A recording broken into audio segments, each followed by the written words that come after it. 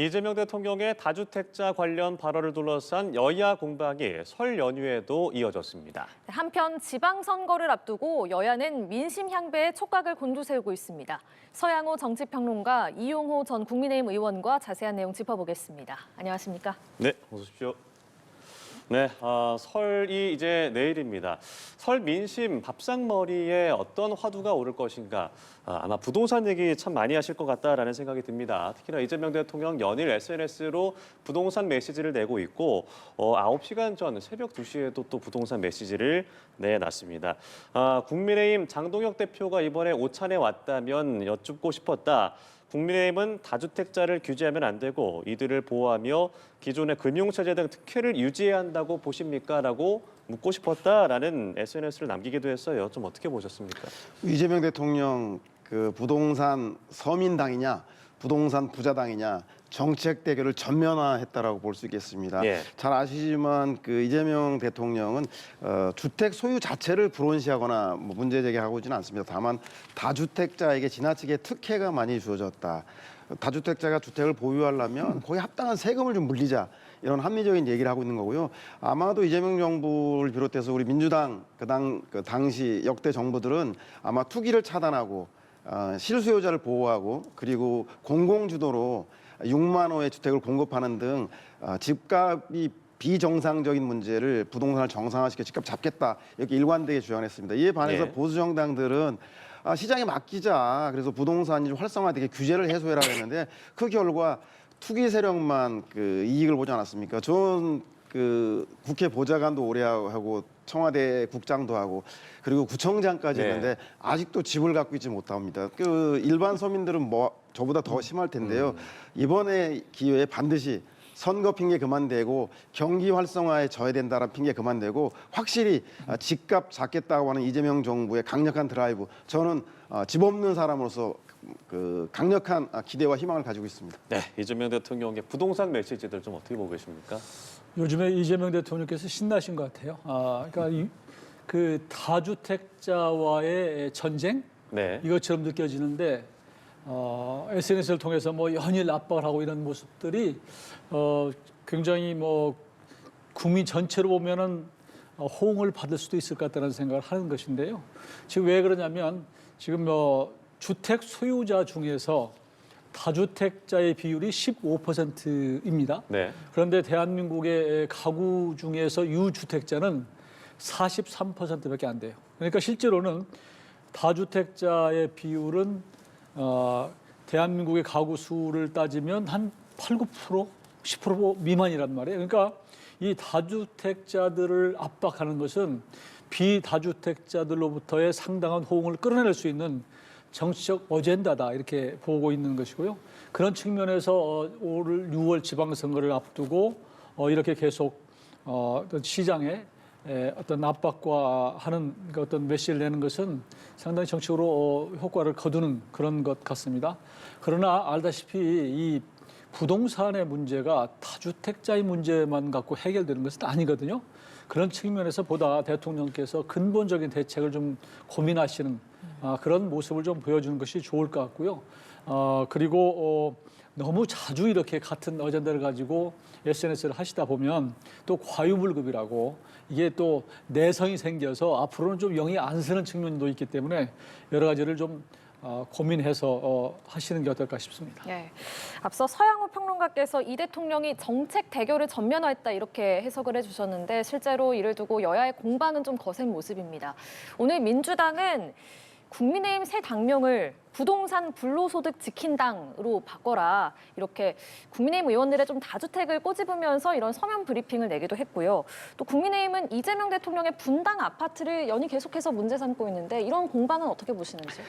뭐 제가 볼 때 퇴임 후에 이사갈 집 한 채 있는 대통령 공격하는 거는 6채 있는 국민의힘의 장동혁 대표나 그리고 국민의힘 의원들 전체 다주택자가 41명이 되고 국민의힘 소속인 강남구청장은 무려 40여 채가 넘는 주택을 보유하고 있는 당에 있는 사람들이 할 말은 아닌 것 같고요. 아마 보수 극우 유튜버 중에서 한 분이 대통령이 퇴임한 후에 경호 때문에 아파트에 못 사니까 어차피 못 살 아파트 내놓으라 그러는데 경호법에서는 일반 주거인지 아파트인지 그 규정하고 있지는 않고요. 다만 경호상 문제가 없어야 한다라고 하는데 통상적으로 아파트를 안 살아서 그러는데 이제 뭐 퇴임 후에 아파트 사는 그 대통령 전임 대통령도 볼 수 있기 때문에 한 채 있는 대통령한테 이런 얘기 시비 걸 게 아니라 차제에 지방선거 앞두고 부동산 정상화를 통해서 집값 안정하겠다고 하는 이재명 정부냐 아니면 집값을 그냥 시장 자유에 맡겨서 집값이 올라가는 상승하는 현재가 좋다라고 하는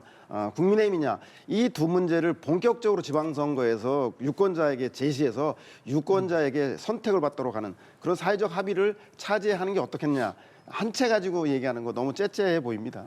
이용호 전 의원께서는 어떻게 보십니까? 글쎄요, 저는 이 다주택자와의 그 전쟁 이런 것에 관해서 그 어젠다에 관해서는 국민의힘이 조금 포인트를 좀 잘못 잡지 않았나 이런 생각을 해요. 왜냐하면 이 지금 집권 여당 쪽에서 무언가를 내놓으면 거기에 또 반대로 쓰는 게 국민의힘인데 무조건 반대로 쓰는 것만 능사는 아니다 그런 생각을 하게 돼요. 왜냐하면 네.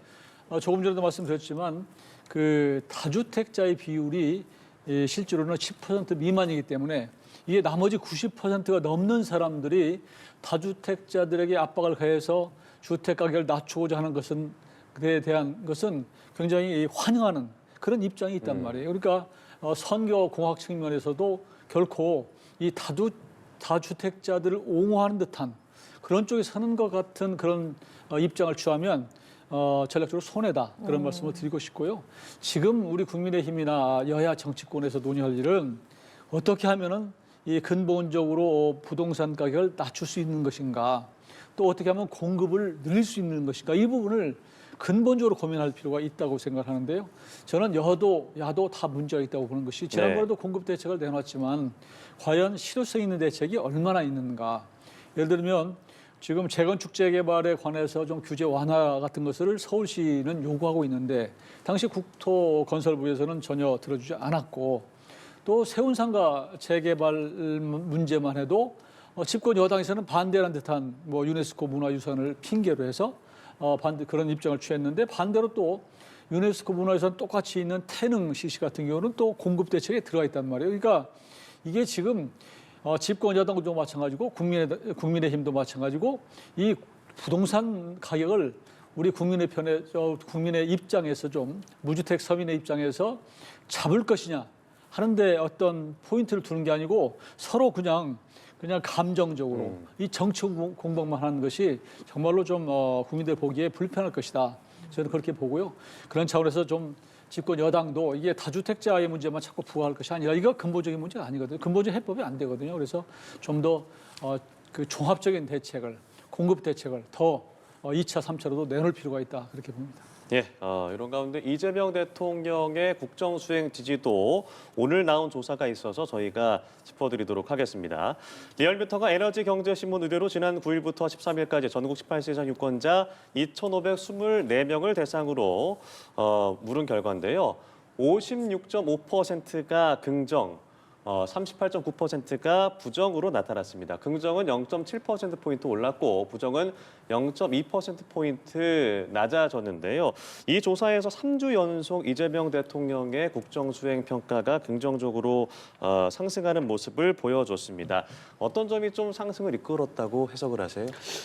네, 제가 볼 때는 완전 불장입니다. 코스피만 불장이 아니라 이재명 대통령의 국정 지지율도 연일 상한가를 치고 있는데 3주 연속 상승하는 추세를 보이고 있습니다. 그리고 네. 잘 못하고 있다라고 하는 부정평가는 좀 하락세인 거 보면 확실히 이재명 대통령이 승기를 좀 잡은 것 같다는 생각이 들고요. 무엇보다도 중요한 게 그동안 이재명 대통령 민주당의 취약 지역인 대구 경북과 부산 울산 경남 충청 지역에서 이재명 대통령이 상당한 격차로 지지율을 보이고 있고 더 나아가서는 취약 연령대였던 30대하고 60대에서도 상당히 지지율이 급등하고 있는 걸 보입니다. 그 이유는 제가 볼 때는 구조적이고 장기적인 문제가 해결될 것 같지 않은 코스피 5,500을 이제 돌파한 이런 문제라든가 그리고 네. 부동산 정책에 대해서 집값 안정화를 분명히 메시지라고 일관되게 추진해 나가는 힘들이 됐던 것 같고 무엇보다도 이런 중장기적이고 오래 걸리는 문제뿐만 아니라 단기적인 예를 들면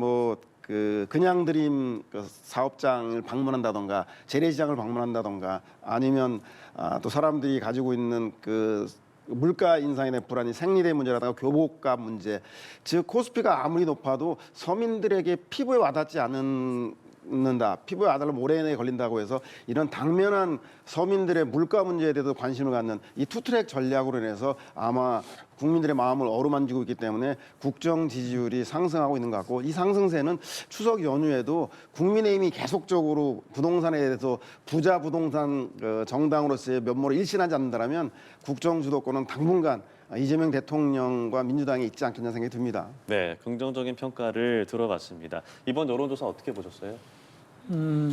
저는 뭐 이재명 대통령이 특별히 뭐 잘한다 이렇게 생각을 않는데, 오히려 자꾸 높아지는 것에 대해서는 네. 조금 전 우리 서영호 이렇게 소장께서 말씀하셨듯이 코스피 지수가 높아진 거, 그래서 우리 이 투자자들의 주머니가 좀 두둑해진 거, 이것은 큰 효과가 있는 것 같습니다. 그리고 실제로 지금 보면 그 이재명 대통령께서 본인의 사법적 리스크가 있는 것 때문에 부담이 있어서 집권 여당, 민주당에서 위헌적인 법률을 자꾸 국회에서 무리하게 통과시키는 거, 이것은 부담이 되는데 나머지 국정 운영은 참 영리하게 잘 하는 것 같아요. 그렇게 평가하고 싶고요. 또 한 가지는 이재명 대통령이 말씀도 잘 하시지만 또 국민과의 소통, 이런 것들도 상당히 능하게 하고 있다, 이렇게 평가를 하고요. 전체적으로 보면 처음에 이 취임했을 때 여러 가지 한미 관세, 여러 가지 복잡한 문제에서 어느 정도 벗어나서 네. 조금 집권 1년 차 후반기에 들었으면서 좀 안정권으로 접어드는 건가, 이런 평가를 하고 있는 것 같고요. 그러니까 처음에 이재명 대통령이 집권하고 나면 굉장히 사회가 불안해지고 어려울 것이라고 하는 그런 정도는 이제 벗어났다라는 생각이 들고요. 또 전 정부에 비해서는 좀 잘한다, 이런 것들이 좀 종합적으로 녹아서 저 정도의 평가가 나오는 것 같습니다. 예. 자, 국민의힘 얘기 좀 해보겠습니다. 친한계 배현진 의원 중징계가 결정되고 나서 좀 후폭풍이 이어지고 있습니다. 친한계와 소장파는 물론 유승민 전 의원까지도 지금 국민의힘의 모습이 정상적인 당의 모습이 아니다라고 비판을 했는데, 이번 사안이 설 민심에는 좀 어떤 영향을 주겠습니까? 설 민심에 그대로 반영이 되겠죠. 그러니까 지금 국민의힘의 비판적인 것은 당이 하나로 되지 못한 것, 그리고 지방선거를 앞두고 서로 통합하기보다는 오히려 뺄셈의 정치를 한 것, 그래서 한동훈 전 대표에 이어서 또 배현진 의원을 또 사실상 또 당원권 1년을 정지시킨 것, 이런 것들이 우리 보수뿐만 아니라 중도적인 어떤 국민들이 볼 때 매우 비판적으로 보고 있는 것이 보지 않을까 싶고요. 다만 이번 설 연휴를 이제 계기로 해서 조금 이런 후폭풍은 조금 소강 국면으로 갈 수 있을 거라고 생각을 하고, 이 문제는 결국은 저는 그렇게 봐요. 이게 한동훈 전 대표의 뭐 세력을 친한계를 쫓아내냐 이 문제가 아니라 더 근본적인 문제는 장동혁 현 지도부가 윤석열 전 대통령과 어떤 관계를 가져갈 것이냐 하는 게 근본적인 질문인데, 이 부분에 대해서 너무 미온적으로 대처를 해왔다. 그래서 이번 설 민심을 좀 더 수렴을 하고 경청을 해서 이후에는 좀 더 코페르니쿠스적인 정말 근본적인 당의 전략을 좀 변화시킬 필요가 있다는 생각을 하고요. 우리 국민들이 원하는, 그래서 우리 당이 하나가 되면서 거대 여당을 제대로 좀 건전하게 견제할 수 있는 그런 체제를 갖추는 것이 무엇보다도 필요하다고 생각을 합니다. 예. 서양호 평론가께서는 이 국민의힘의 계파 갈등, 내홍 상황 어떻게 보고 계십니까? 뭐 제가 볼 때는 민주당이 오히려 민주당 내 그 주류 비주와의 그 당권 싸움이 더 큰 문제지, 야당은 이미 뭐 그 논외로 경쟁 상대가 안 된다고 볼 정도로 뭐 언론에서도 민주당과 국민과의 대결 관계에 대해서 별로 언급이 없는 것 같아요. 그 정도로 좀 야당이 지리멸멸한 상황인 것 같고, 그리고 국민들이 다 알지 않습니까? 마리아 아동 보호를 위해서 배현진 의원이 초상권을 이용한 거에 대해 징계한다고 하지만 속내는 당권파, 즉 장동혁에게 충성하지 않는 한동훈계라든가 이런 계파 사람들은 철저하게 지방선거에서 배제하겠다는 거 아닙니까? 그래서 배현진 의원이 서울시당위원장인데 이번 지방선거에서 서울시 선거 손대라, 더 나아가서는 50만 명 이상의 기초단체장 공천도 중앙당이 가져갔습니다. 배현진 의원 송파구청장 선거에도 일체 개입을 못하게 막아놨습니다. 즉 그 장동혁에 줄 서지 않으면 모두 다 배제하겠다. 근데 국민들이 볼 때는 또 다른 당내에서의 분열은 보수 분열과 다름 아니기 때문에 이번 지방선거에서 장동혁 그 대표 체제가 당락보다는 승패와 무관하게 이후에 지방선거 이기든 지든 간에 우리는 당권만 장악하면 된다라고 하는 이렇게 근시안적 시각을 갖고 있는지 아닌지에 대해서 우려하고, 특히 야당의 역할을 못하는 것은 여당을 견제하는 기능도 없기 때문에 민주당에서에 대한 견제 기능도 상실되면 전체적으로 국민들이 만족할 만한 정치적인 성과들이 없기 때문에 뭐 건전한 야당이 빨리 자리매김하기를 바라지 않을까 생각이 같습니다. 예. 그렇다면 장동혁 대표의 현재 생각은 어떨 것인가? 지난 한 주 뭐 배현진 의원의 징계도 있었고, 또 이재명 대통령 오찬에도 불참을 하고, 또 서문시장을 방문을 해서 쓴소리를 듣기도 했고요. 결국에는 또 김민수 최고위원의 그 윤어게인으로는 선거에 승리할 수 없다라는 발언에 있어서 장동혁 대표 입장을 밝혀라라는 어떤 일각의 얘기들도 있었고, 일단 이번 주 목요일에 윤 전 대통령의 내란 우두머리 혐의 1심 선고가 나오잖아요. 관련해서 어떤 뭐 절연 메시지라든가 입장이 나올까요? 저는 윤석열 전 대통령과의 절연 문제는 그런 선택의 문제가 아니라, 지금 고민할 문제가 아니라 필수적인 문제라고 생각해요. 이게 국민들이 원하는 그 어떤 모습이고 답변이라고 생각을 합니다. 그런 측면에서 이번 19일 날 윤석열 전 대통령에 대한 1심 선고가 나오면 그 결과에 따라서는 확실한 메시지, 그냥 주춤거릴 것이 아니라 분명한 단호한 메시지를 내줄 필요가 있다고 생각을 합니다. 그리고 거기에 뿐만 아니라 나아가서 당의 운영이나 당의 어떤 당직의 인사나 이런 측면에서도 확실한 그 후속적인 메시지를 내줄 필요가 있다고 생각하고요. 그렇지 않고는 지금 그저 뭐 조금 뭐 각도를 변화시키고 이런 그 미온적인 어떤 태도 변화 가지고는 6월 지방선거에서 좋은 성과를 내기는커녕 정말로 그 제대로 치르기도 어려울 정도로 갈 수도 있다. 그리고 심지어 뭐 6월 지방선거까지 과연 장동혁 지도부가 계속 지도 체제를 유지할 수 있을까, 그런 의문도 나오기 때문에, 그런 측면에서 이번 2월 19일이 저는 장동혁 지도부에게 주어진 어떤 변화의 모습을 보여줄, 단호한 모습을 보여줄 마지막 기회가 아닌가, 그런 생각이 듭니다. 네, 이용호 의원님의 어떤 그 바람도 좀 들어볼 수 있었는데요. 사실 그동안 윤 전 대통령의 재판이 나올 때마다 국민의힘은 이렇다 할 못 이렇다는 입장을 밝히진 않아 왔습니다. 이번엔 좀 어떨까요? 저는 뭐 2월 19일 장동혁 대표 엎어치나 매치나 진퇴양난에 빠질 것 같다는 생각이 듭니다. 만약에 그 이번 재판부의 판결을 존중한다, 그리고 윤 그 내란 세력을 절연하겠다라고 합리적인 메시지를 발표할 경우에 당내에 있는 친윤 세력이라던가 강성 지지층들이 가만히 있겠습니까? 또 당이 또다시 분열될 거고요. 그렇다고 강경하게 이건 정치 보복이다, 우리는 윤 대통령에 대한 사법부 판단을 불신한다라고 하는 강경 메시지를 냈을 때는 당내에 있는 비당권파, 합리적인 그 중도층들이 이걸 인정하겠습니까? 예. 이건 그동안 장동혁 대표가 내란을 청산하고 새로운 비전, 윤어게인의 강을 건너지 못한 그 문제 때문에 필연적으로 발생하는 문제이기 때문에요. 저는 2월 19일 하루 만에 어떤 메시지로 장동혁 대표가 처한 그 곤경에서 극복할 수 있지는 못할 것 같다. 근본적으로 체질 개선에 나서야 되는 게 아닌가 생각이 듭니다. 그 부분에 대해서 조금 제가 좀 첨언 드리고 싶은 네. 것은요. 지금 장동혁 지도부가 자꾸 강성 지지자들을 의식해서, 지난번에도 조금 윤 어게인만 갖고는 선거를 칠 수 없다, 그런 얘기를 했다가 또 슬그머니 또 발을 빼고 그런 모습을 보았는데, 네. 강성 지지자들이 이제 더 이상 의식할 필요가 없다고 생각해요. 왜냐하면 아마 그런 단호한 그런 윤과의 절연을 얘기를 해도 처음에 좀 반발이 있을지 모르지만 그 사람들이 결국은 어디로 가겠어요? 민주당 지지하지 않을 거 아닙니까? 그리고 지금 장동혁 지도부가 의식하고 있는 한동훈 전 대표의 경우도, 한동훈 전 대표라는 게 계속 윤 절연을 외치지 않고 자꾸 강경 보수로 당 지도부가 포지셔닝을 하기 때문에 자꾸 공격의 빌미가 되는 것이지, 당 지도부가 확실하게 중도 의원을 넓히고 윤과 절연하는 모습을 보여주면 자연스럽게 한동훈 전 대표에게 실린 어떤 무게가 당연히 당내로 올 수밖에 없는 상황이다. 그래서 저는 2월 19일 날 그 결과에 따라서 지금 장동혁 지도부가 보다 단호한 모습을 보여주는 것은, 이건 뭐 필수적인 선택, 외나무다리의 선택이다. 저는 그렇게 봅니다. 네, 알겠습니다. 자, 민주당 얘기로 넘어가 보겠습니다. 민주당과 조국혁신당은 설 연휴 전에 일단 합당 갈등을 보갑을 했습니다만 그래도 갈등의 불씨는 좀 남아있는 것 같은 그런 모습입니다.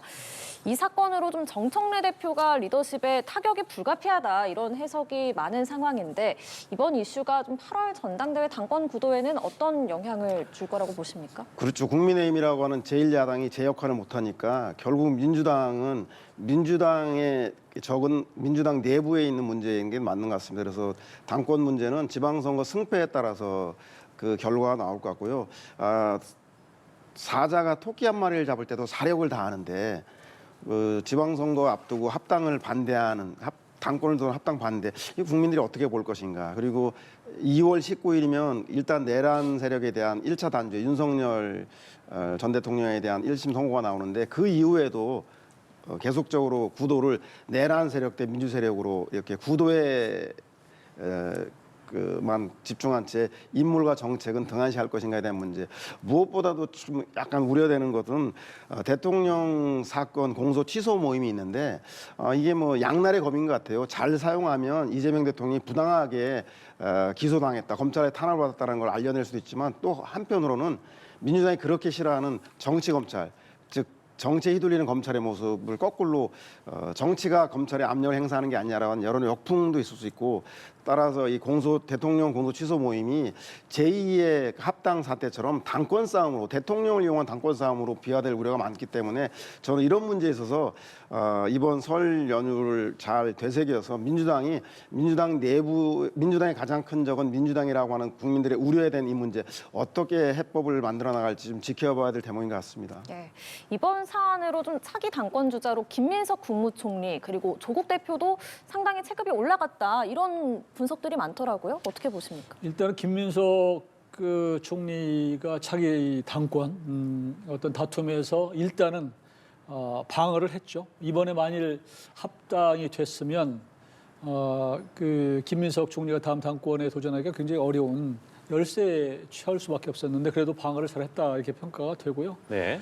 조국 지금 대표로 봐서는 합당이 안 됐지만 그러나 이번 지방선거를 통해서 얼마나 본인의 입지를 확보할 수 있느냐, 본인이 재보궐선거를 통해서 국회의원 배지를 달 수 있는 것인지 아니면 또 조국당이 어느 정도 세를 키워서 몇 사람도 당선을 시킬 수 있는 것인지 또 연대하면서 어떻게 자리를 좀 확보할 수 있는 것이 이런 것들은 앞으로 아마 당권을 투쟁해서 8월 전당대회 이전에 그 가는 과정에서 여러 가지 어떤 그 대결의 투쟁의 싸움의 어떤 불씨가 될 것 같아요. 그래서 여당 내에서는 저는 우선은 그 친명계가 지금 생각하고 있는 여러 후보들이 있잖아요. 뭐 서울에는 무슨 뭐 정원호, 뭐 예를 들면 뭐 경기도에는 뭐 한준호 이런, 예. 충청도에는 무슨 또 강훈식 이런 사람들이 네. 있는데 과연 이런 사람들이 대통령의 입맛대로 그대로 공천이 될 거냐? 왜냐하면 지금 정청래 대표는 자꾸 얘기하는 것은 당원 주권주의. 그래서 당원들의 경선을 통해서 하겠다는 거 아니에요? 근데 그게 꼭 일치하지 않을 수 있단 말이에요. 그래서 대통령 친명계의 뜻과 지금 당대표의 생각이 다를 경우에 그 과정에서 공천 과정에서 상당한 어떤 불협화음, 어떤 그 갈등이 표출될 가능성이 있다라는 생각이 들고요. 또 마찬가지로 또 한 측에 있어서는 조국과 연대 도대체 어떻게 나눌 것이냐. 틀림없이 조국당도 이번에 합당에 한듬으로 해서 자기 당의 후보를 아마 미묘한데 낼 거예요. 그래서 몇 프로라도 잠시 갈 것 같으면 결국은 다른 데서 어떤 성과를 얻을 수 있기 때문에 그런 데서 어떤 실리를 취할 수 있는 그런 전략을 취할 가능성이 있다. 그런 측면에서 이제 정청래 대표와 조국도 대표 간의 어떤 갈등 이런 것들이 표출될 것 같은데요. 앞으로 여권 내 여당 내 어떤 그 권력 싸움이 갈수록 깊어지고 흥미진진해질 것 같습니다. 예, 6.3 지방선거 이제 얼마 남지 않았는데요. 서울시장 여론조사가 최근에 나온 게 있어서 짚어드리도록 하겠습니다. SBS가 여론조사 기관 입소스에 의뢰해서 지난 11일부터 13일까지 사흘 동안 무선 전화 면접 조사로 서울 유권자 804명을 상대로 응답을 했는데요. 일단 정원호 성동구청장이 38%, 오세훈 시장이 36%로 나타났습니다. 정원호 구청장이 좀 존재감을 계속해서 보여주고 있는데 이 결과 좀 어떻게 보십니까? 그러니까 서울은 그 아주 다른 도시와 다르게 전통적으로 스윙 보터들, 즉 중도 부동층들이 당락을 결정한다는 걸 여실히 보여주는 것 같아요. 이재명 대통령의 압도적인 국정 지지율에서 임에도 불구하고 저렇게 오차 범위 내에서 혼전을 보이는 것은 서울의 판세를 그대로 보여주는 것 같습니다. 잘 아시겠지만 지난 대선에서 이재명 대통령이 서울에서 그 득표한 대선 득표율은 47%고요. 보수라고 하는 김문수 그리고 그 이준석 후보가 받은 표는 52%입니다.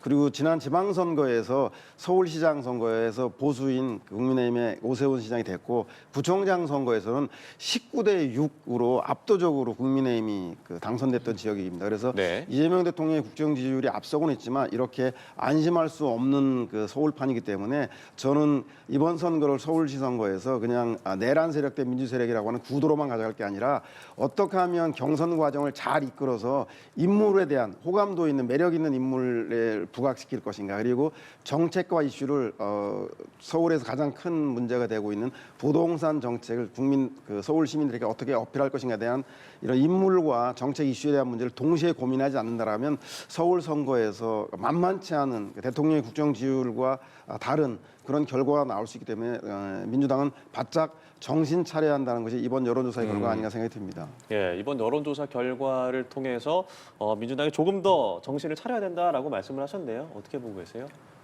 잘 분석하신 것 같아요. 제가 보기에는 정원호 지금 구청장이 오세훈 시장을 이긴다고 하는 것은 매우 이례적인 거거든요. 그게 결국은 이재명 대통령이 뭐 정원호 구청장이 잘한다더라 이 말 하나 가지고 어느 날 정원호 구청장이 지금 뭐 여론조사가 굉장히 높게 나오는데 이분은 아직은 사실 서울시장 할 만큼 체급이 높지도 않고 정치 경력이나 이런 그 어떤 성과를 보여주기에는 좀 미흡하다 이런 평가가 있습니다. 거기에 반해서 오세훈 시장은 뭐 지금 서울시장 이번에 이제 4번째 하고 있고 다음에 네. 이제 5선 도전을 하게 되는 것인데 정치도 했고요. 그래서 그런 측면에서 무게감이나 경력 차원에서는 비교가 안 될 텐데도 불구하고 여론이 비슷하게 나오는 것은 지금 우리 국민의힘이 중앙당의 어떤 디스카운트 때문에 그렇다고 이렇게 보는 것이고요.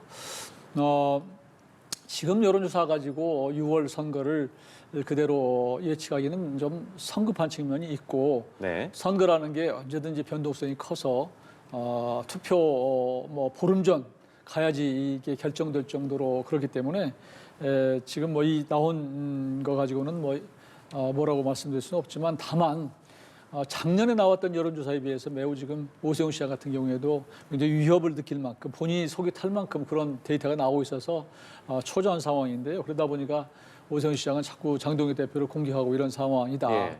그러나 이제 이번 설 연휴를 넘어서서 이제 당이 전략적인 어떤 그 변화를 가져오고 또 윤절연 문제나 또 당명을 또 개정한다고 그러는데 예. 이런 부분에 있어서 뭔가 자꾸 변화된 모습을 보여준다면 저는 서울 정도는 지금 데이터 보면은 오세훈 시장이 가장 경쟁력이 있는 것처럼 나오니까요. 예. 이렇게 나가게 되면 서울시는 그래도 지킬 수 있는 곳 중에 하나다.